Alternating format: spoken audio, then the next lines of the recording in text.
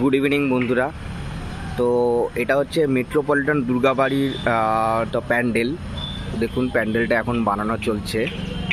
তো এইটা আসতে গেলে আপনার বাইপাস ধাবা যে আছে রেস্টুরেন্ট, বাইপাস ধাবা থেকে বাইপাস ধাবা ঠিক রাইট সাইডেই একটা গলি পাবেন।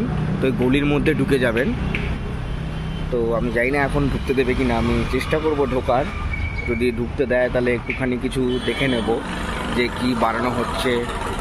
এই দেখুন প্যান্ডেলটা কি সুন্দর বানানো হচ্ছে।